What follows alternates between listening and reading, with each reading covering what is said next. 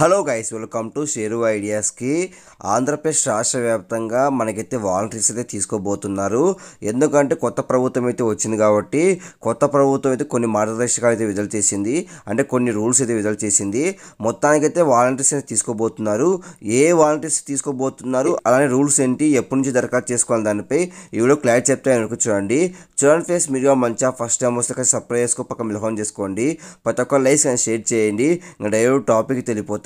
మనకైతే ఆంధ్రప్రదేశ్ రాష్ట్ర వ్యాప్తంగా వాలంటీర్స్ అయితే కీలకంగా వ్యవహరించారు. గత ప్రభుత్వంలో పథకాలు కానీ, రేషన్ కానీ, పింఛన్ కానీ అన్ని వాళ్ళ ద్వారానే మనకైతే రాష్ట్ర వ్యాప్తంగా మనకైతే ఇచ్చారు. కాబట్టి ఈ నేపథ్యంలో ఈ ప్రభుత్వంలో కూడా మనకైతే వాలంటీర్స్ని తీసుకోబోతున్నారు. ఆల్రెడీ ఎలక్షన్స్ టైంలో చంద్రబాబు నాయుడు అయితే మనకైతే హామీ అయితే ఇచ్చారు. కాబట్టి అధికారంలోకి వచ్చిన వెంటనే 10,000 డబ్బులు ఇచ్చి మనకైతే వాలంటీర్స్ అయితే తీసుకుంటామనేసి ఈ నేపథ్యంలో మనకైతే వాలంటీర్స్ తీసుకోబోతున్నారు. యాక్చువల్గా మనకైతే మొదటిగా కొత్త వాలంటీర్స్ని తీసుకుందాం అనుకున్నారు.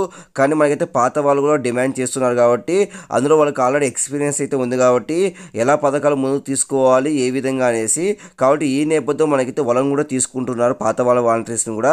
ఎందుకంటే విలేజ్లో చాలా మంది వాలంటీర్స్ ఉద్యోగం మీదనే ఆధారపడి ఉన్నారు. కాబట్టి వాళ్ళకి అన్యాయం చేయకోకుండా రాష్ట్ర ప్రభుత్వం అయితే ఈ నిర్ణయం తీసుకుంది. కాబట్టి పాత వాలంటీర్స్ని ఎక్కువ మంది తీసుకుంటారు. ఎందుకంటే వాళ్ళకి ఆల్రెడీ ఎక్స్పీరియన్స్ అయితే ఉంది. కాబట్టి పథకాలు ఎలా తీసుకెళ్ళాలి, ఎవరెవరు అర్హులు, ఎలా చేయాలి దరఖాస్తు అనేసి. కాబట్టి ఈ నేపథ్యంలో మనకైతే పాత వాలంటీర్స్ ఎక్కువ శాతం తీసుకొని కొత్త వాలంటీర్స్ అయితే కొంచెం తక్కువ అయితే తీసుకుంటారంట. కాబట్టి ఈ నేపథ్యంలో మనకైతే రేపైతే క్యాబినెట్ మీటింగ్ అయితే ఉంది. రేపు మార్గదర్శకాలు విడుదల చేయబోతున్నారు. అలానే ఈసారి కూడా మనకైతే చదువును బట్టి తీసుకుంటారు.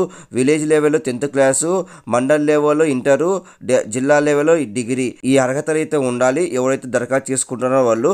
కాబట్టి మీరు అయితే దరఖాస్తు చేసుకునే వాళ్ళు రెడీగా అయితే ఉండండి.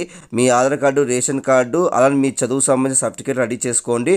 కాబట్టి మనకైతే రేపు కానీ ఎల్లుండి కానీ మనకైతే మార్గదర్శకాలు విడుదల చేస్తారు. దరఖాస్తు చేసుకోవడానికి కూడా మనకైతే ఆహ్వానం అయితే ఇస్తారు. ఇది వార్డు సచివాలయంలో దరఖాస్తు చేసుకోవాల్సి వస్తుంది. కాబట్టి మొత్తానికి అయితే జూలై 1వ తేదీ కల్లా మనకైతే అర్హులుగా ఎవరైతే ఉన్నారో వాలంటీర్స్ని వాళ్ళ జాబితా అయితే విడుదల చేస్తారు. జూలై 1 నుంచి మనకైతే కొత్త వాలంటీర్స్ అయితే విధులకు తీసుకుంటారు. కాబట్టి చాలా మందికి ఈ విషయం తెలియదు. కాబట్టి ప్రతి ఒక్క లైక్స్ షేర్ చేయండి, ప్రతి ఒక్క సబ్స్క్రైబ్ చేసుకోండి, పక్కన చేసుకోండి. Thank you for watching. Thank you.